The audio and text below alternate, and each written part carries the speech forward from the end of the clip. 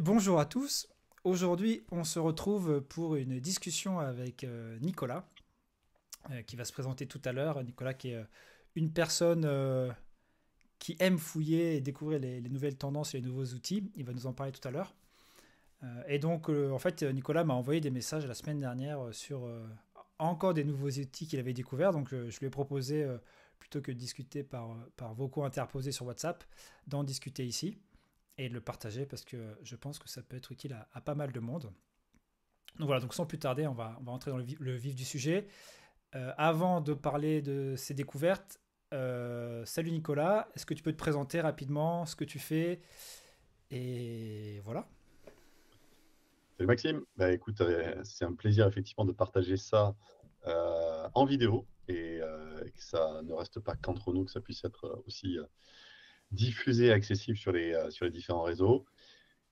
Donc je suis Nicolas Porta, cofondateur de la société Mecalife. On a créé deux technologies, Mecavin et Mecascore, pour aider en fait les professionnels de la vente de véhicules d'occasion à bien identifier en fait un prix de marché de véhicules. Donc ça les aide dans l'ensemble de leurs transactions. Et le sujet, effectivement, qui m'intéresse le plus, et aussi le pourquoi on fait cette vidéo, c'est que je me définis pas comme un développeur, parce que je n'ai pas la capacité de faire un développement full stack, mais j'ai acquis, on va dire, certaines logiques qui ressemblent un peu à la logique d'un développeur, grâce en fait on va dire au développement et à l'utilisation d'outils no-code, alors développement via des outils no-code. Et c'est vrai que mes découvertes assez récentes et ce qui change énormément la donne, j'ai vraiment l'impression, enfin je le ressens pour mes propres projets, enfin business, c'est effectivement cette capacité aujourd'hui quand les agents à coder, à sortir du code. Les agents, donc tu parles des agents, les IA, ChatGPT et compagnie. Alors, pas vraiment ChatGPT, on va y venir. Ça serait Bolt, c'est une sacrée découverte qui m'a fait quand même bien changer, qui a bien changé la donne. Et pour un petit peu mieux comprendre, j'ai vécu un peu cette phase de, on a levé des fonds, on a embauché des développeurs, on a développé différents produits. Donc je vois bien un peu toutes les ressources derrière qu'il faut allouer pour développer ne serait-ce que n'importe quelle application web assez basique. Je ne parle pas forcément de site front, mais d'applications concrètes, que ce soit application SaaS ou technologie un peu plus, on va dire, évoluée. Et là, ce que je ressens, c'est qu'aujourd'hui, en fait, avec Bolt Co, parce qu'il y en a d'autres qui vont arriver, hein. Aujourd'hui, on est le 20 et quelques janvier 2025. Forcément, en plus de ça, comme ça bouge tellement rapidement, Bolt sera mis à jour. Ils ont levé il n'y a pas longtemps, euh, il y a, euh, il y a une semaine, je crois, ils ont levé plus de 100 millions. Donc, C'est ils sont vraiment dans c'est- une hype c'est une colossale. société aux États-Unis?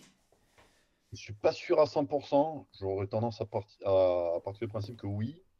Et ce qui est fou, c'est qu'ils ont eu une croissance, j'ai l'impression. Bolt, en fait, c'est un side project d'une société qui s'appelle euh, StackBlitz, qui proposait un genre de VS Ah, Code, StackBlitz, oui, oui, effectivement, voilà, c'est un éditeur de code dans le cloud. un IDE dans le cloud, c'est Exact, ça? ouais, ouais, c'est ça. Ouais. Ce qui permet du coup de faire tourner, enfin de coder dans le cloud sans avoir Ouais. à installer tout ça en local. Et et c'est aussi pratique, je crois, pour la collaboration. C'est que du coup, tu peux être Ouais. plusieurs à coder en même temps. Ouais. Je ne l'ai jamais vraiment utilisé, mais en tout cas, ce que j'ai pu voir, c'est qu'on peut exporter vers StackBlitz, je ne sais pas comment on dit exactement, mais euh, et StackBlitz, ouais. c'est comme ça que j'ai compris qu'effectivement, Bolt, c'était un side project et que StackBlitz existait, à mon avis, depuis bien longtemps. Et donc, comme ils avaient cette capacité de faire via un environnement virtuel type VS Code, donc un IDE online, euh, bah, ils se sont dit, tiens, un NextGen, finalement, ça sera les agents IA qui auront la capacité de. Donc, ils avaient déjà peut-être une grosse base technique pour que finalement l'agent puisse interagir euh, directement via leur IDE. Et ils ont eu une croissance phénoménale. Et aujourd'hui, je crois qu'ils sont à plus de 20 millions de ARR. en quelques mois. Je sais pas s'ils n'ont pas fait ça en 6 mois. Ok. Donc ARR, c'est Non, non. les revenus récurrents qu'ils ont tous les ans. Pas, c'est les C'est abonnements qu'ils plus. ont cumulés sur un an. Pour Alors en expliquer à ceux fait, qui ne non, connaissent pas forcément l'acronyme ARR. c'est pas. Ouais, mais c'est pas exactement ça. L'ARR, ça se calcule par rapport au dernier montant que tu as mensuellement. Donc si par exemple tu as, alors pour faire 20 millions, je sais pas, c'est bon, imaginons, si tu dis que tu fais 12 millions d'ARR, c'est que le dernier mois, tu as fait 1 million de Ok, MRR, donc de mensuel récurrent revenu. ok, ok, ça marche. Et là, tu calcules, tu fais x12, et là, tu es à 12 millions. Donc, c'est pas vraiment, ils n'ont pas réellement fait 20 millions encore, mais comme c'est du SaaS et qu'il n'y a pas peut-être pas, enfin, c'est pas du SaaS parce qu'on est sur de l'agent IA, donc c'est plus que du SaaS même. Euh, il y a quand même une récurrence avec peut-être des churns qui sont assez faibles, donc des clients qui partent de manière assez faible. Enfin bon, Ok. on va pas aller plus loin sur ça, mais Mais du coup, tu vas nous parler de Bolt aujourd'hui ou il y avait ah oui, d'autres oui, choses? Ouais, exactement. Je vous fais un projet concret. ça marche. Ok. Je vais. Alors, avant d'aller plus loin, je reviens sur ce que tu disais, parce que tu disais que tu n'étais pas développeur. Et effectivement, je pense que c'est un point important, puisqu'on se connaît depuis quelques années. Ouais. Et moi, quand je parle de toi, souvent, je dis que tu es un... je dis un bricoleur, mais pas un bricoleur dans le sens bricoleur du dimanche.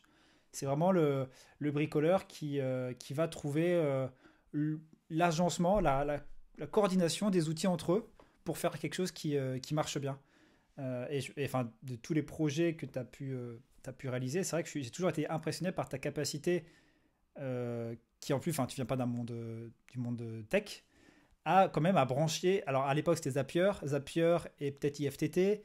Maintenant c'est Make. Je sais que la première fois que tu m'as montré Make, bah déjà j'étais bluffé parce que je connaissais pas l'outil et j'ai vu qu'il était très puissant et quelques mois après je le mettais en place dans un de mes projets parce que je voyais que c'était vraiment puissant. Donc Make c'est un outil, bah, c'est un outil no code où tu as des bulles et tu branches en fait. Tu reçois un message, tu le mets en capital, tu l'envoies dans un Google Sheet, tu génères un PDF avec Monkey PDF par exemple, etc. Tu envoies un email via SendGrid, etc. Donc ça Ça permet. permet scénario d'automatisation. C'est ça, un C'est scénario. C'est un Zapier avec plus d'options. et, et- Et et accessoirement 10 ou 15 fois moins cher. Donc, ouais, exactement. Donc avant c'était Integromat. Et bref, et quand tu m'avais montré ça, je me suis dit, waouh, en fait c'est bluffant pour une personne qui n'est pas câblée, on va dire, qui pense pas comme un développeur. Bah, finalement, tu as quand même beaucoup de similitudes de réussir à câbler tout ça avec des concepts de dev. Et je vois effectivement qu'au fur et à mesure des années, tu vas toujours plus loin. Puisque récemment, et ça ne sera pas le sujet de la vidéo, mais je le mentionne, c'est vrai que tu es allé toucher un petit peu Xano, donc qui est un outil pour faire des serveurs web avec peu de code. Tu es allé toucher du WeWeb pour faire des interfaces web avec peu de code. Et donc là, effectivement, dans tout ça, maintenant, la partie génération de code et assistant, enfin agent, tu t'appelles ça agent, toi? ah ouais, ouais, c'est Ouais, de c'est un l'agent agent, IA. ouais. Ouais, donc c'est ça. Oui. Donc voilà. Donc c'était juste pour poser ça, pour dire que tu es vraiment quelqu'un de, voilà, de bricoleur et qui va brancher et qui fait des choses à la fin qui tournent bien, puisque mec, on va peut-être pas le révéler, mais t'as des centaines de milliers d'opérations qui tournent chaque mois. Ah ben plus. Ah bon? Ah ben attends, je vais revérifier, mais on est à plusieurs millions, hein. Plusieurs millions, d'accord. Ouais. Moi, je l'ai mis en place dans un projet et on est à 10 000. On est à 10 000 opérations par mois. Donc une opération, c'est l'unité dans Make. Donc on est à 10 000 par mois, ce qui est largement suffisant pour nos clients. Et toi, tu es à plusieurs millions. Donc ouais, effectivement, il y a un rapport, il y a un gros rapport, parce que je vais pas faire le calcul de tête, j'ai trop peur de me tromper. Bon, Alors non, pas plusieurs millions. On est plus de 1 million. Je pense qu'on tourne aux alentours d'1,3 million, 1,5 million. ok, bon, ça reste conséquent et ça, enfin, je pense que ça montre aussi le Oui. fait que tu as bien travaillé l'outil. Il y a Ninox aussi, et après j'arrêterai la parenthèse des outils comme ça que tu maîtrises pour tester des choses. Et voilà, donc bref, voilà ton profil, et bah, du coup, je te laisse prendre la main là pour nous partager Bolt. Comment t'es Ouais. tombé sur Bolt? Euh, Parce que je m'intéresse énormément aux actualités IA. Je suis persuadé que c'est l'avenir et ne serait-ce que pour mon business, je vois énormément d'intérêt à intégrer des IA, mais pas forcément juste génératives de type discussion. Tu le sais très bien, vu que tu as bossé avec nous sur certains sujets, sur notre technologie Mécavine, on a besoin de franchir un cap technologique qui passe par soit du machine learning, soit par de l'IA. Et c'est pour ça qu'en fait, je m'intéresse à tous ces sujets depuis un moment. Et forcément, ça m'a amené sur cette voie-là. Mais D'ailleurs, c'est via X, c'est via des forums, c'est via des newsletters que tu tombes dessus? non, c'est via YouTube. Ok, Et d'ailleurs, je vais donner un petit conseil. Euh, je pense avoir trouvé le hack ultime pour vraiment extraire le plein potentiel de YouTube. vas-y.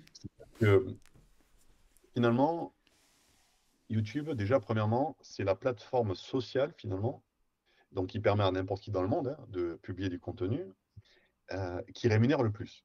Ça a été prouvé que c'est YouTube qui rémunère le plus. Et ce qui se passe, bah, c'est que finalement, les créateurs de contenu, dès qu'ils sont sur YouTube, et je parle plutôt des créateurs de contenu américains, pas forcément des Français, eh bien, ils arrivent rapidement à gagner leur vie. Ils arrivent rapidement à avoir assez d'argent pour créer une équipe. Ouais, mais faut que tu dis rapidement, il faut quand même des centaines de milliers d'abonnés. Oui, alors, c'est pour ça que je dis rapidement et j'extrais un peu la France parce que Le marché là-bas, des États-unis est beaucoup plus bah, gros. Ouais. Ils sont 300 millions, on est 60 millions. oui, et puis Enfin, un c'est peu en plus. anglais. Donc en fait, d'un Oui, seul c'est coup, une portée internationale, tout de suite. ils peuvent toucher des milliards de personnes dès le départ. Ils sont sur YouTube depuis longtemps, enfin, bien plus de temps que nous, forcément, en tant que Français. Et il y a des sponsors qui peuvent payer beaucoup plus cher, etc., etc. Donc, ce qui fait que même si YouTube rémunère plus, enfin, c'est la plateforme qui rémunère le plus et qu'ils ont accès à un plus gros marché, il y a une dynamique autour, en tout cas, de la création de contenu américaine sur YouTube qui est folle. Et pour moi, c'est là où je trouve les informations les plus qualitatives dans le monde. Mais pour ça, il faut jouer un peu avec l'algorithme de YouTube. Et la meilleure solution que j'ai trouvée, c'est de créer plusieurs comptes, donc déjà avec des adresses mail différentes, et on peut switcher par compte. Et sur chaque compte avec une adresse mail, on peut créer des chaînes YouTube. Donc, normalement, ces chaînes, c'est pour diffuser du contenu.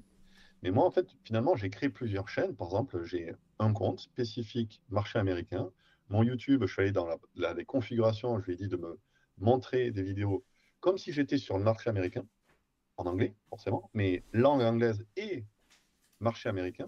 Parce que tu peux dire langue anglaise, mais tu peux sélectionner aussi marché français. Donc là, marché américain. Et sur ce compte que j'ai dédié finalement à l'actualité ou aux infos venant du marché US, j'ai créé 4 profils, donc 4 chaînes. Et l'idée, c'est que sur chaque chaîne, je m'abonne, je fais en sorte de créer un genre de cluster d'informations. Par exemple, j'ai une chaîne spécifique au développement. Donc, je me suis abonné Dé- sur cette chaîne-là. Développement informatique. Ouais, voilà, à plein de chaînes qui parlent forcément de ces sujets-là. Forcément, l'IA, ça brasse énormément de contenu, de hype. Donc, il y a beaucoup de gens qui se sont lancés en plus de ça dans cette thématique. Et le fait de s'abonner finalement avec cette chaîne sur ces différents comptes, eh bien, quand je bascule sur une autre chaîne, par exemple, qui est plus orientée business, eh bien, je ne vais pas être pollué. C'est-à-dire que quand je suis sur la Ouais. chaîne business, j'ai très, très peu de L'algo te pollution. pousse que les choses de cette thématique-là. Exactement. Ok. Pas que. Il y a toujours un petit peu de lien qui est fait quand même avec l'algo, mais il faut se rappeler que si tu es sur le chaîne business, évite de regarder par exemple des vidéos IA, Ouais. va sur plutôt ton profil spécifique IA pour regarder des vidéos IA ou dev, Ok. et comme ça, tu maîtrises de l'algo et tu as accès à beaucoup plus de contenu, parce qu'il n'y a rien de pire que un seul compte YouTube où en fait tu te fais, tu rentres dans une Oui. spirale pour peu que tu regardes une vidéo Ouais, je d'un vois. Comme moi. c'est Ouais. fini. Moi, j'ai autant Cache Investigation que Amixem, Inoxtag, les trucs de dev, Underscore, etc. Donc, c'est très varié. Arte également qui passe. Bon, effectivement. Mais ouais, donc tu as vraiment une utilisation Et c'est- millimétrée, on va dire, de YouTube. Ok, ouais, ça marche. Bon, et pour et entrer c'est dans le vif du sujet, du coup, vraiment- c'est dans ton compte, sur ton compte YouTube IA que tu ouais. as vu passer à un moment donné Bolt. ouais, clairement. Il y a des petites chaînes comme ça où des gens ils font à peu près des dizaines de milliers de vues. D'ailleurs, je conseille plutôt de se focaliser sur ceux qui ont que quelques milliers jusqu'à centaines de milliers grand max. Parce qu'en fait, finalement, des fouineurs qui vont vraiment aller chercher les nouvelles actualités les Les plus fouineurs. deep, quoi. Les plus deep, pas forcément les plus hype, les plus deep. C'est pas le journaliste de Le Monde, parce que lui, il va plutôt essayer de surfer sur les. Actuellement, il y a DeepSeek là, qui fait des, on va dire, des ravages. Donc, tous les médias sont un peu tournent autour de cette hype, mais ils parlent pas des choses un peu plus deep. Donc voilà. Il faut que je partage mon écran. Yes, rentrons dans le sujet. Bolt. Donc Bolt, ok, donc c'est effectivement c'est une émanence de StackBlitz. Ouais, Bolt. StackBlitz, Bolt. je l'ai testé, je crois que c'était pour un entretien d'embauche. C'était pratique, tu partages un environnement et tu es en mode code ici et Ouais, au moins on contrôle. Ok, donc là on est sur Bolt exactement. On est sur Bolt. et on est sur un de Alors, tes projets parce que je vois que ça parle Argus, donc oui, effectivement, c'est tout à l'heure, j'ai dit Mecavin, Mecascore. Donc là, c'est Mecascore. En fait, finalement, ce site-là, qui est en ligne, hein. Donc, je ne vais pas faire de modifications sur ce site parce que c'est la version en prod. Ah non, 100. Donc ok. là, normalement, vous Donc, voyez. donc Bolt, ça génère des sites web. Alors, pas que. Là, on est d'accord, tu vois l'onglet du site? Là, je vois mes cascores. Je vois Ouais, voilà. en plein écran mes Voilà, là, c'est le site cascores. en ligne. Donc ça, c'est le site ok, que tu codes via Bolt. Voilà. Et là, je vais rebasculer sur Bolt. Et là, tu es en Dans mode Bolt, édition. voilà, Ok. Bolt, sans rentrer forcément dans les détails, mais vous voyez, c'est vraiment un agent IA. Et ce qui est génial avec Bolt, c'est qu'en fait, tu vas lui décrire le projet que tu veux, et après, il va choisir la stack. Donc là, il a choisi la Astro, qui est un framework pour faire des sites front en, comment ça s'appelle? Je vais dire stateless, pas stateless, mais euh, statique. Donc Astro, c'est un framework qui est ultra performant, mais bon, peu importe. Et ce qui est vraiment fou, c'est que ben, en fait, tu vas discuter avec Bolt et il va littéralement coder donc le site. Donc par exemple, Donc littéralement, ça c'est StackBlitz en fait. C'est l'éditeur en ligne. Ok. ouais, ouais, alors effectivement, tu vois, tu peux être porté sur Stylist, là tu as En plus, ouais, une vue d'éditeur un peu plus traditionnelle, mais là tu as quand même accès un à éditeur. tous les fichiers qu'a codé vraiment tout ça. Je Donc, n'ai strictement rien codé. donc toi, tu lui as parlé à gauche Exactement, je lui parle. et lui, euh, il remplit ça typiquement, voilà, et, et typiquement, je vais lui dire, vas-y. voilà, je vais dire, change le titre. Le titre, attends, tiens, on en part. Euh,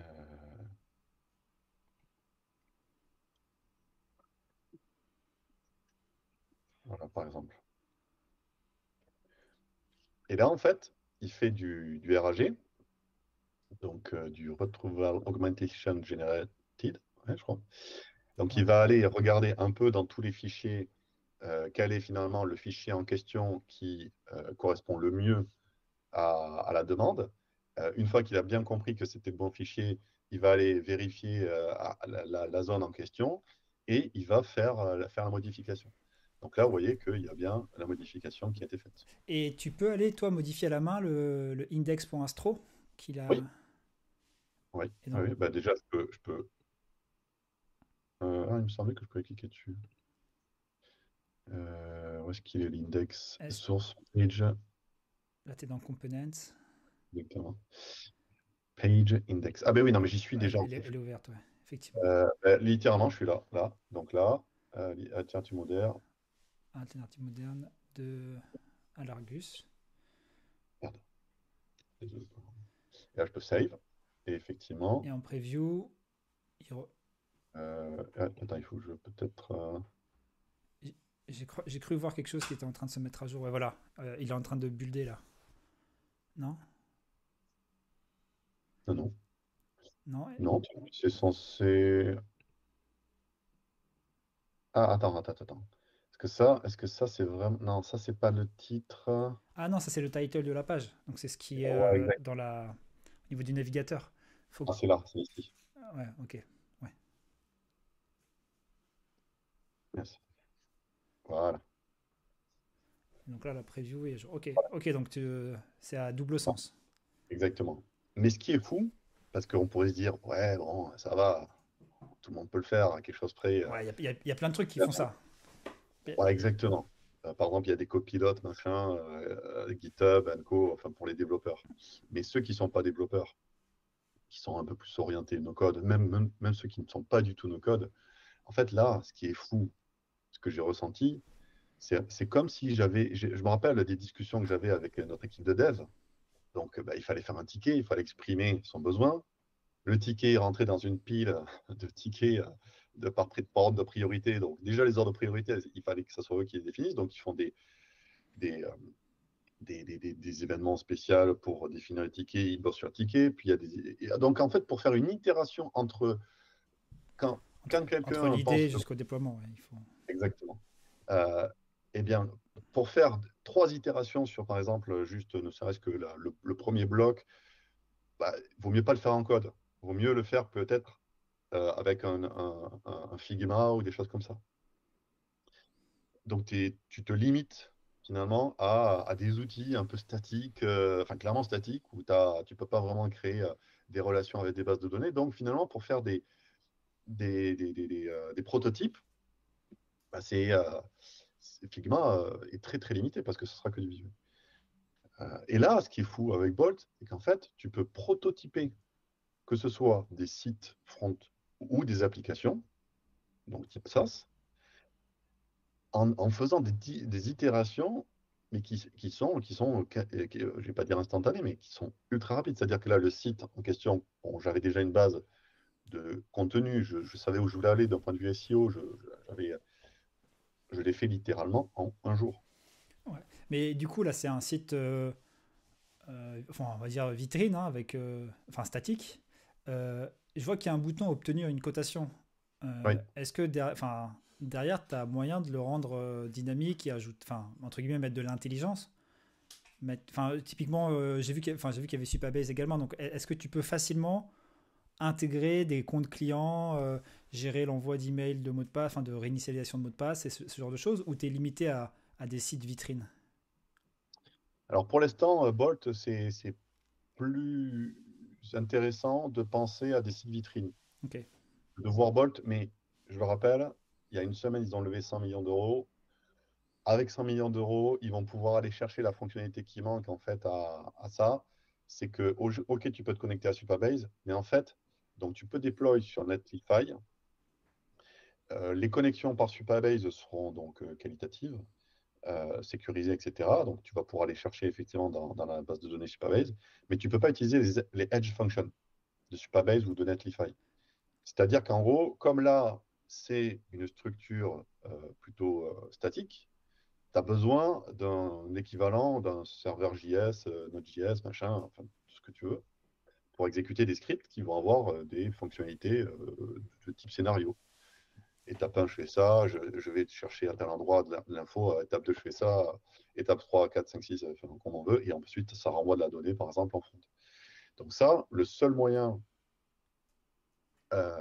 via, en tout cas, Astro, en particulier Astro, mais pour exécuter des, enfin, non, même à peu près tous les autres outils font à peu près la même chose. C'est que ça va rester que du front assez statique. Et donc, pour tout ce qui est dynamique, enfin, en tout cas, exécution de script, il faut utiliser les edge functions de Supabase ou de Netlify. Mhm. Donc, typiquement, Et donc, aujourd'hui, tu peux pas, tu peux te connecter à Supabase, ce qui te permet de récupérer des données que tu as mis dans une base de données Supabase. oui. Ça, tu peux, mais tu peux pas lui dire, quand tu cliques sur ce bouton, tu appelles tel edge function de Supabase. Ça, tu peux pas. Non, pas encore. Ok. Pas encore, mais je le répète, ils ont levé Oui, 100 ça va millions. arriver. Ok. Je pense que c'est ultra simple pour eux parce qu'en fait, le bot là est déjà capable, l'agent IA est déjà capable de créer des fonctions qui va pouvoir push sur Supabase. Ah, d'accord. Donc, Attends, pardon, je te coupe. Mais du coup, là, parce que pour moi, Supabase, tu l'es dit ailleurs. là, tu es en train de me dire que tu peux éditer un projet Supabase depuis Bolt ou pas du tout? Ou j'ai mal compris? Aujourd'hui, tu peux éditer, tu peux créer, Bolt a la capacité de créer les scripts qui vont être exécutés, je crois que c'est du SQL, qui vont être exécutés sur Supabase. Donc, pour créer des bases de données, pour injecter de la data, supprimer de la data, enfin, manipuler tout ce qui est base de données. D'accord. Supabase. Donc, ça, c'est déjà fou parce qu'en fait, il va te générer toute la structure et toutes les relations entre les bases, etc. Mais par contre, tu ne peux pas push. Donc, il est capable de créer le script qui, normalement, serait fonctionnel sur les edge functions Supabase. Mais pour l'instant, il n'est pas capable de le push lui-même. Donc, en gros, il te dit, il faut que tu, en gros, fasses un copie de ce projet en local, Et tu le par pousses exemple. de ton côté. Et ensuite, tu vas pousser sur Supabase. Donc, tu vas te connecter, toi, en local sur Supabase. Et tu vas pouvoir pousser les head functions. Et ensuite, elles seront accessibles. Donc, il y en a d'autres qui se sont lancés, qui sont un peu concurrents à Bolt, qui sont un peu moins performants sur d'autres aspects, mais qui sont déjà connectés, qui peuvent pousser des edge functions. Mais je conseille Bolt parce que je trouve qu'il est euh, que c'est le meilleur outil. Il manque juste cette fonctionnalité des edge functions pour que tu puisses vraiment créer de A à Z, vraiment de A à Z, euh, une application SaaS dynamique, ultra sécurisée. Euh, Ok. avec la possibilité de faire des rideaux, tu vois, donc en gros Et, de rollback. ok. Donc, c'est-à-dire que là, si je veux rollback ici parce qu'il y a eu telle erreur, bah, il est capable. Ah, de Donc lui, revenir. Ok. Ah, en fait, il fait des commits intermédiaires en fait. je pense qu'effectivement, il génère des commits. Alors, ça ne se voit pas forcément là, mais peut-être que si on l'exporte sur Stablix, on le voit. Et peut-être qu'après, si on l'exporte sur GitHub, par exemple, ou un autre système de Git, on peut le voir. Ouais. Qu'est-ce que tu peux nous dire d'autre sur Bolt? T'as fait, enfin, que ce projet, c'est déjà pas mal. T'as un projet avec plusieurs pages. T'as fait d'autres choses avec ou pas? J'ai pas fait que ça, effectivement. Alors, attends, que je fouine un petit peu pour vous montrer des choses qui sont pas trop. Là, je vais partager cet écran comme ça. Si tu veux faire, on peut en discuter le temps que je cherche. Alors, c'est jamais trop pratique. Je partage l'écran sur iCloud. Est-ce que tu connais Klein, pas du Klein? tout. Je vois que c'est une extension VS Code. Ouais, exactement. Et du coup, quelle est la différence par rapport à un GitHub Copilot ou autre? Il est open source. Alors, Klein, se démarque, j'ai jamais testé GitHub Copilot, hein, mais je pense que Klein, c'est un vrai agent. Tu vois, on voit la vidéo où il est capable de prendre des décisions. Enfin, tu peux lui demander, tu peux autoriser auto-approve. Donc, il va être capable d'aller lire, d'aller exécuter des commandes, donc d'aller lire les fichiers dont il a besoin de lire, d'aller éditer les fichiers et de run des commandes automatiquement. Donc Line, j'ai découvert parce qu'en fait, pareil, sur ces fameuses vidéos YouTube de personnes qui diffusent ces infos, il y en a plusieurs qui reviennent. Il y a V0, il y a Windsurf, etc. Mais Line, ce qui est intéressant, c'est que c'est un modèle déjà open source, en mode extension sur VS Code, alors que Windsurf, c'est pas open source et c'est pas une extension. Il faut installer l'IDE Windsurf. Et ce qui est intéressant avec Klein, c'est que tu peux sélectionner finalement, grâce à OpenRouter, différentes IA. C'est quoi OpenRouter? Alors, OpenRouter, c'est ça. Est-ce que tu vois à l'écran Ouais, là? Unified Interface for LLMs. En fait, OpenRouter, c'est vraiment le terme router a tout son sens. C'est que il va te permettre par API d'aller taper, par exemple, dans un modèle. Bon, là, je vais prendre plutôt un modèle qui est assez commun. Et le DeepSeek V3, je sais qu'il y a plusieurs fournisseurs. Voilà. Donc, par exemple, tu vas lui dire, ben, moi, je veux utiliser DeepSeek V3. Et en fait, tu vas pouvoir choisir le fournisseur. Donc, soit tu le laisses en mode automatique, il va choisir lui-même le fournisseur le moins cher. Par contre, Le fournisseur, c'est quoi? C'est une structure qui l'héberge et qui le fait tourner sur ses machines? Shine. Ouais. En fait, comme là, on parle bon, il n'y a pas que de l'open source, alors, on va voir. Mais par exemple, pour tout ce qui est open source, ben, finalement, aujourd'hui, il y a plusieurs fournisseurs d'inférence, donc des sociétés qui ont leur propre GPU, qui installent le modèle open source sur leur propre serveur et qui ensuite disent à des personnes externes, ben, nous, on est capable de vous fournir de l'inférence. Donc, connectez-vous chez nous et nous, on gère mieux, on a moins de latence, on est moins Ouais. cher. Ça me fait penser à Hugging Face. Euh, Ou- Parce que Hugging Face, je crois, ils mettent à disposition du calcul pour l'inférence. Ouais, Et après, mais je là, sais pas si. Même, par contre, c'est eux les providers.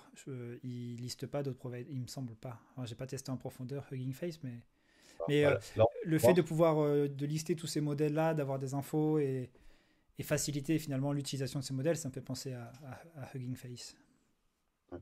Bon, voilà, tu vois, là, il y a plusieurs providers. On peut forcer un provider, exclure certains providers. Typiquement, moi, j'ai exclu le provider DeepSeek parce qu'en fait, là, ce qui est intéressant aussi avec OpenRouter, c'est qu'on peut voir si il récupère les données, tu vois. Donc là, ils expliquent que finalement, ben, DeepSeek, en gros, récupère toutes tes données et qui s'autorise à faire ce qu'ils veulent avec. Alors que, par exemple, quand tu vas sur le provider Together, tu vois bien ici que, en tout cas c'est OpenRouter qui le dit, qu'il ne va pas utiliser tes prompts et la complétion pour...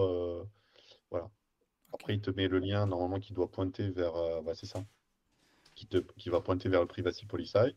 Comme ça, au moins, toi, tu peux vérifier. Effectivement. Donc, c'est cool. Et puis, ce qui est intéressant aussi, OpenRouter, c'est que si, par exemple, tu es sur Deep Infra, que tu as exclu DeepSeek, et que Deep Infra, pour X raison, il a un souci, il est plutôt lent à un moment, à tel moment ou autre, ben, il va basculer automatiquement sur novita.ai. Ok. Et toi, tu as juste à charger des crédits, tu vois, tu charges des crédits, et en fait, lui va faire en sorte que tu puisses avoir accès au même tarif que si tu étais en direct chez eux, chez ces providers. Et eux, ils vont juste prendre, ils vont demander en fait au provider une mini commission. Ok. C'est- et tu peux même connecter tes propres API par provider ou peu importe. Donc Et donc, OpenRouter, tu l'as connecté à Klein, c'est ça? Enfin, tu le connectes à Klein. surtout quand j'ai testé Klein, qu'il proposait OpenRouter, c'est là où j'ai découvert. Ce qui est intéressant aussi, c'est qu'on peut voir OpenRouter met en avant, par exemple, les applications qui utilisent le plus OpenRouter. Donc là, on voit, par exemple, que en un mois, bah, Klein, il y a eu 500 milliards de tokens qui ont été consommés sur OpenRouter. Sachant qu'avec Line, tu peux configurer aussi, par exemple, un autre modèle. Et ce qui est aussi intéressant de voir, c'est le ranking par quantité de tokens, ce qui est assez révélateur généralement quand même de la pertinence des outils. Parce que finalement, les gens, comme ils peuvent, ils ont juste à faire une sélection et ils peuvent rapidement tester entre Cloud ou par exemple OpenAI GPT-4 o mini, bon, qui ne sont pas open source, mais pas, il n'y a qu'un seul provider. Tu vois vite la différence dans le code. Tu vois vite la différence de la capacité qu'a l'IA en question.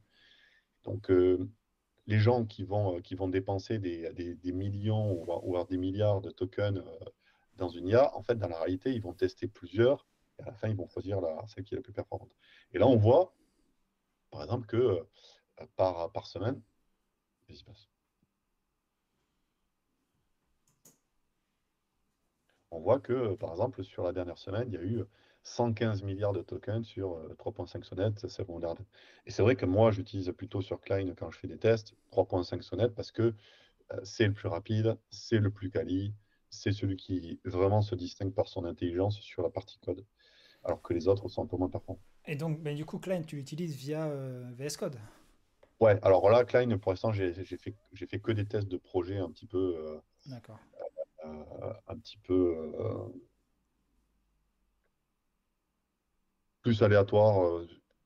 Ça n'a jamais vraiment abouti sur des choses parce que je trouve, tellement performant. Enfin, il y a tellement de performance avec Bolt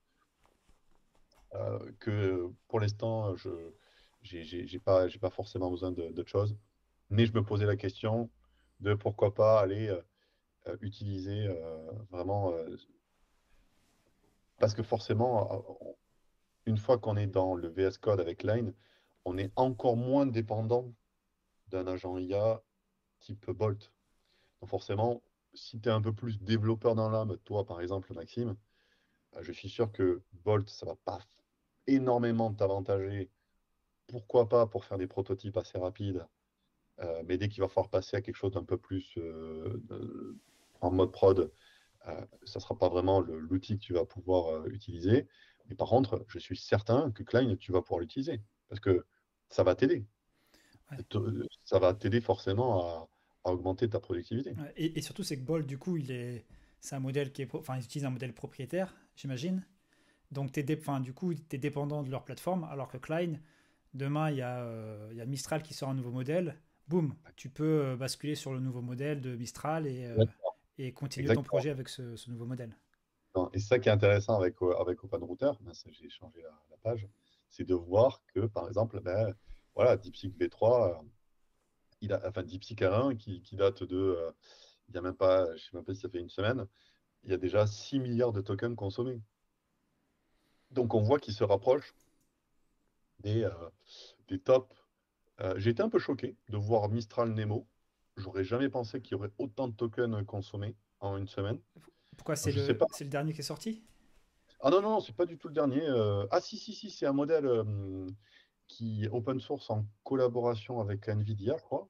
Mais comme c'est qu'un 12 milliards de paramètres, je sais pas dans quel sens les gens l'utilisent. Mais écoute, Ok. tu vois, pour moi, ça c'est quelque chose de très révélateur.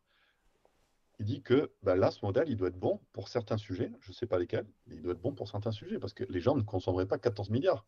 Ceux qui sont pas bons, tu vois, Bon, quand même, top 20, c'est pas mal.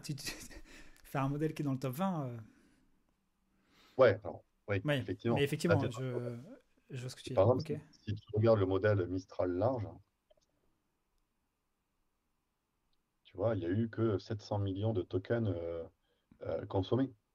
C'est- C'est rien. ok.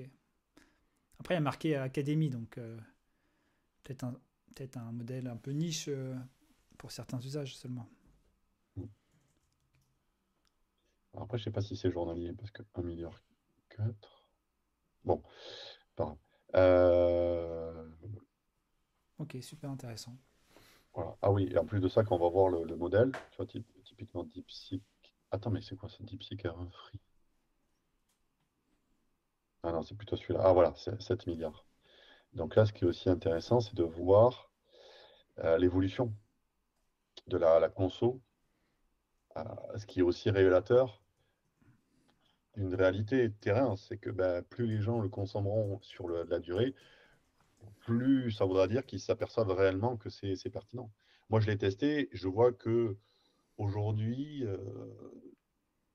il est un peu trop long, il fait quelques erreurs et que encore le 3.5 Sonnet est bien meilleur. Enfin, et pour montrer un outil, parce que tout à l'heure on avait basculé sur Bolt, euh, il y a je m'intéresse aussi au RAG depuis un moment, hein. Et donc il y a Edan AI qui propose différents outils par, accessibles par API. Donc finalement, Edan AI, c'est un peu comme OpenRouter, mais pas dans le sens pour des modèles. Edan AI, typiquement, va donner la possibilité d'accéder à j'en sais rien, hein, imaginons, vous voulez faire un background removal, eh bien, il y a plusieurs providers et en utilisant l'API Edenai, Là, je vois on va. toujours la page d'accueil de Edenai. Ah, ok. Ok, là, Ouais, c'est bon. ok. Donc, j'étais ici. Donc là, on a tous les API. Donc là, par exemple, quand je disais background removal, Ah, donc c'est pour enlever il y a le, plusieurs providers le avec fond des sur couleurs. les photos. Voilà, exactement. Et en fait, on passe par Edenai, on choisit le provider Et derrière, bah, finalement, ce qui est intéressant, c'est qu'un peu comme OpenRouter, on va avoir qu'une seule API en entrée et on va pouvoir moduler en fonction du provider. Donc finalement, si on s'aperçoit que, je sais pas, Sentiside, il est finalement moins performant que Microsoft, ben, pour basculer sur Microsoft, c'est ultra facile. Alors que Hmm. en- quand tu t'es connecté à l'API Microsoft, enfin, Sentiside en direct, si tu veux basculer sur Microsoft, Il faut tout changer. Ouais. Et, ah, mais du coup, là, les modèles sont différents par provider. Chaque provider a son propre modèle de suppression de fond d'image. exactement. Ah oui, oui, Ouais. oui. Là, en fait, c'est la fonctionnalité Ouais. finalement qui est commune à ces providers de background renouvelable. Mais il y a par exemple du, qu'est-ce qu'il pourrait y avoir d'autre? Imaginons le bank check parsing, donc Ok. le parsing de check de banque. Enfin, check, je ne sais même pas ce que ça veut dire finalement, check de banque. Si, c'est ça, je pense. Ça doit. Oui, c'est ça, c'est que tu envoies un PDF JPEG. Et Ouais, mais est-ce que c'est pas plutôt une facture? non, regarde, ça récupère le montant, la date, le payeur, le receveur, les détails du compte. Ok, Donc, ouais, c'est ça, tu lui envoies la photo d'un chèque et il te retourne les informations structurées. Mais du coup, effectivement, comme je dis, c'est que l'API est commune. Et derrière, ok, si effectivement tu as Verify qui met à jour son modèle et qui est meilleur ou qui est moins cher, tout simplement, c'est ça, tu peux c'est ça. changer facilement. Ok. C'est Ouais, un donc autre avantage. c'est un hub de fonctionnalité basé sur l'IA. Exactement. Et c'est un autre avantage, s'il y a un nouveau provider qui arrive et qui fait bien le mien et plus quali, ben tu as juste à changer le provider dans ton API, je ne sais plus où c'est là d'ailleurs, bah, ici, Euh, et, euh, et c'est bon. Et ils ont une nouvelle fonctionnalité qui date de il n'y a pas longtemps, c'est le fait de pouvoir créer des chatbots qui vont s'appuyer sur de la donnée RAG. Donc par exemple, j'ai testé. Donc là, par exemple, on peut push euh, des, euh, des infos manuellement. Et ensuite, on va avoir accès à un bot. Donc là, on va avoir accès, on va pouvoir dialoguer avec un bot qui va vraiment s'appuyer sur la data RAG. Donc j'ai fait un test sur Bolt, je vais vous montrer, parce qu'il n'y a rien de... T'as connecté Bolt à ça? Ouais, ouais, ouais. Ok. Il n'y a rien de... Là, j'ai connecté Bolt directement à Edenred. Ok. Donc le problème qu'il y a, c'est que euh, le, le token Edenred est visible. Oui, parce qu'il est dans le front, du coup. Exactement, il est dans le front. C'est pour ça qu'il faut passer par des Edge Functions. Mais là, c'était un test. Et je suis sûr que Bolt va apporter la solution dans pas longtemps. Pour l'histoire des Edge Functions. Donc là, typiquement, ouais, on retrouve d'ailleurs, vous voyez ce que j'ai vu, ce qui était visible dans ça. Mais typiquement, on peut créer, par exemple, un nouveau RAG.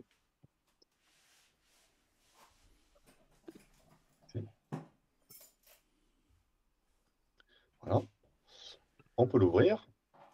On peut ajouter du texte, une URL, un fichier. Donc typiquement, je vais par exemple ajouter, imaginons, edanaï.co, un URL.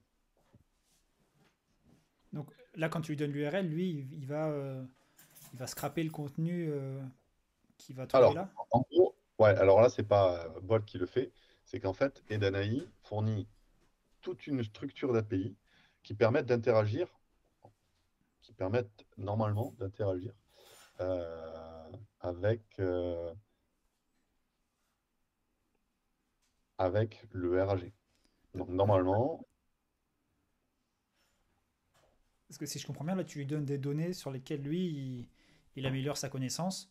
Et donc, ça te ouais, permet ensuite de discuter avec lui avec ce nouveau contexte.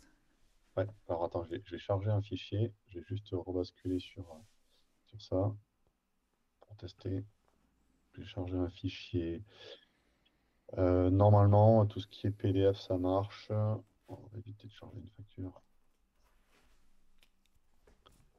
Qu'est-ce que je pourrais mettre Bon, tu peux charger ta carte bleue en partageant l'écran. euh, Ah voilà, ça. Voilà. Et on va voir si est-ce que ça a marché. Normalement, je vais rebasculer sur Bolter, on est d'accord? Là, je vois Bolt, tout à fait. Donc là, j'ai chargé le fichier. Est-ce que j'aurai... Un chunk indexé.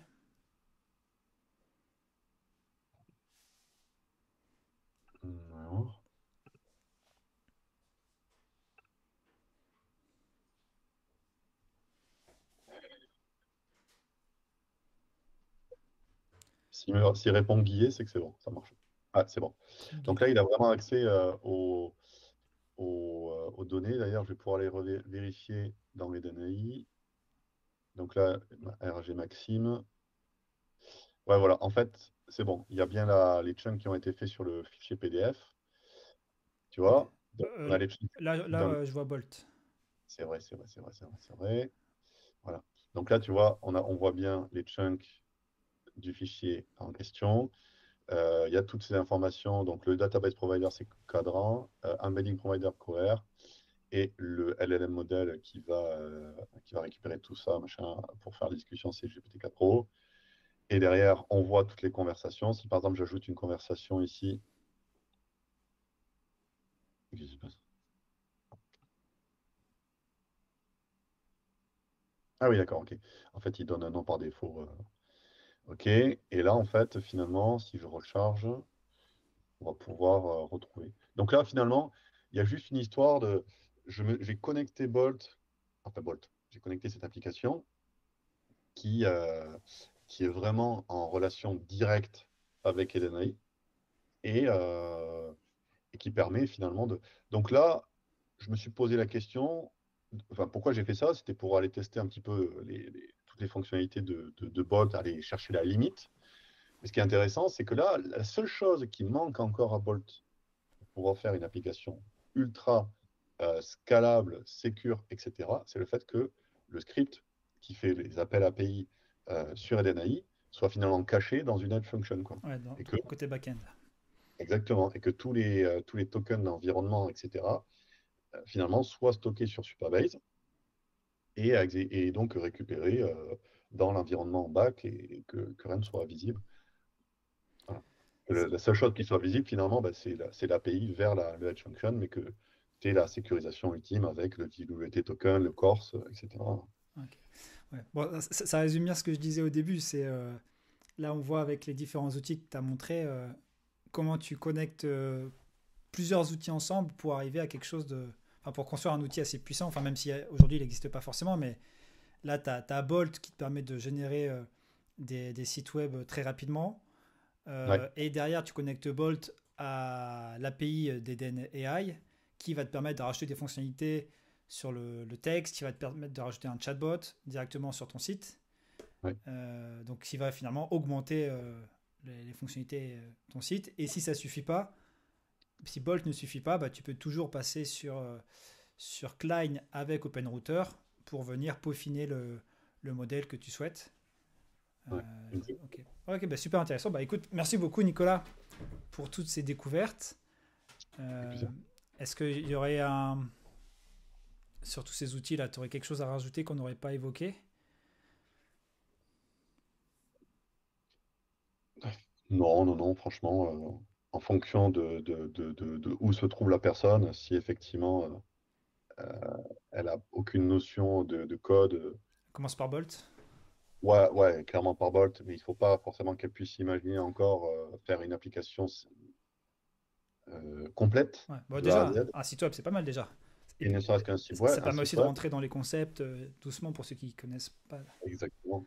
Et je dirais que pour ceux qui dev, finalement, utiliser plutôt Bolt pour faire des prototypes Hmm. euh, ultra rapides. Parce que là, clairement, ce que vous voyez, c'est vraiment un prototype fonctionnel. On est sur Eden AI là. Et c'est gratuit Bolt? Enfin, c'est quoi le pricing? Non, non, c'est payant, mais bon, on est sur des prix qui sont assez ridicules, hein. Franchement, c'est consommation token. Là, vous voyez qu'il y a écrit 5 millions tokens remaining. Ah, ok. Ok. Alors, globalement, pour développer ça, si tu dépenses 20 euros, allez, 30 euros, c'est max, hein. Ouais. Et comme tu Alors, disais, toi, ça t'a pris une journée pour faire le site web. Donc finalement, 20, ouais. 20 euros, c'est Bah, c'est deux, quand je vois, c'est 2 heures quand de je, SMIC et aucun quand je développeur me ne se vend SMIC. c'est ça, quand je me rappelle le prix que coûte un designer, que le prix que coûte un développeur, la complexité d'interconnexion, enfin, de créer un projet en mettant, enfin, en connectant tous ces individus entre eux et pour itérer et arriver à un produit final, quand je dis produit, ça peut être un site, mais n'importe quoi, qui est vraiment satisfaisant, c'est quand tu fais ça en interne, et tu lâches des dizaines de milliers d'euros rapidement. Hmm. C'est c'est- c'est des dizaines de milliers d'euros rapidement. Hmm. Et même si tu le fais pas en interne, tu fais faire par quelqu'un externe, euh, le délai est tout aussi long, hein, on parle de plusieurs semaines, voire mois, et, et les prix sont tout aussi élevés, parce que même si tu as, même si tu une société externe qui te dit oh, l'application va te coûter 7500 euros, ça ne veut pas forcément dire qu'à la fin, dans le livrable, elle va réellement correspondre à tout ce que tu attends. Et si tu veux changer le moindre truc par la suite, ça va te coûter un bras, quoi. Ouais, ok. Ouais, je vois très clair. Ouais, Ça, dans- et puis derrière, c'est que ton application qui t'a coûté plusieurs milliers d'euros, en général, si tu passes par ce process-là, c'est que tu n'as pas forcément encore de marché, tu n'es pas forcément rentable. Donc, tu es en phase exploratoire et donc ça va te coûter. Enfin, effectivement, c'est un truc que tu vas peut-être jeter à la poubelle 3 mois plus tard parce que ça marche pas, quoi. ouais. Donc, ok. Ouais, non, c'est clair. Ok, super Et, intéressant. et il faut rappeler que Bolt, c'est du pur code full stack que tu peux extraire. Donc, Ok. finalement, si demain, tu as une équipe de dev, si demain, tu veux transférer une équipe de dev externe, machin, tu peux exporter le projet, c'est open source, enfin, c'est via des frameworks open source. Donc, Ouais. c'est comme si tu avais un vrai Les développeur technos qu'ils utilisent, c'est des technos open source. Ouais, bien sûr. voilà. Ouais, ok, bah super intéressant. Où est-ce que rapidement, là, avant qu'on se quitte, peut-être, où est-ce qu'on peut te suivre ou te retrouver sur les réseaux? Bon, globalement sur LinkedIn, hein. LinkedIn, Nicolas Porta? Ouais, exactement. Ou Nicolas Mecalife, j'ai les deux comptes. Nicolas Mecalife, je suis plus orienté sur le thème automobile. Et après, Nicolas Porta, effectivement, c'est un peu plus large. Ça marche. Parce que du coup, l'actualité pour toi, c'est donc Mecalive. Donc, si j'ai bien compris, vous avez développé un outil qui permet aux vendeurs de voitures d'avoir des rapports détaillés en croisant beaucoup de données à droite à gauche. Ce qui leur permet de mieux qualifier les voitures, c'est ça? Enfin, je me suis peut-être mal exprimé. On les aide à identifier un prix de marché grâce donc des véhicules d'occasion, hein, grâce à une identification précise des équipements du véhicule, de sa finition. Donc ça, D'accord. c'est le mécanisme. Donc forcément, ça va quand même bien les aider à être sûrs à distance que tel véhicule a bien telle ou telle option. On parle plutôt de véhicules qui a un milieu de gamme haut de gamme. Aujourd'hui, on a un peu plus de 700 professionnels qui utilisent notre solution dans ce sens. Et après, on a Mecascore qui, qui, elle, cette technologie, va fournir une cotation précise. Voilà. C'est vraiment, là, on va vraiment aller chercher, on va vraiment fournir sur un plateau l'info de cotation. De cotation, tu veux dire en fonction du marché actuel, tel véhicule Exactement. vaut tant. Et du coup, là, par rapport au Mecavin, c'est identifier le coût de tous les équipements dans la voiture. Donc Ouais, c'est ça. les équipements de base en sortie d'usine. Donc ça ne tient pas compte du marché.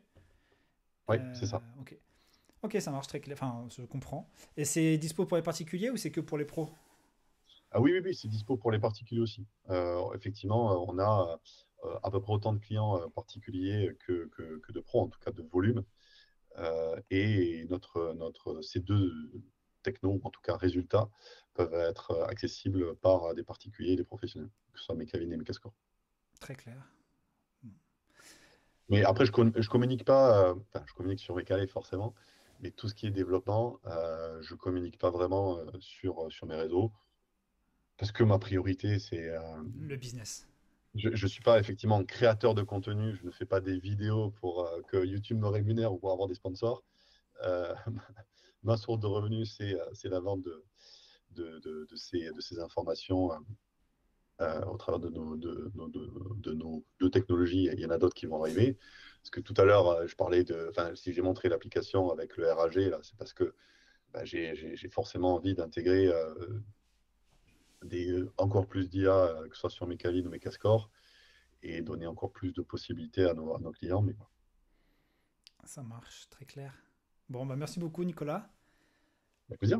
Et Avec puis plaisir, Max. à très vite pour les prochaines découvertes de Nicolas. Hein. T'hésites pas à me faire signe dès que tu retombes sur des petites pépites. Moi, pour le coup, là, je Bolt, tu m'en avais un peu parlé il y a quelques mois, mais les autres, c'était que de la découverte. Donc, bah, super intéressant d'avoir cette petite veille assez rapide. Je pense que j'en parlerai là dans ma newsletter hebdomadaire.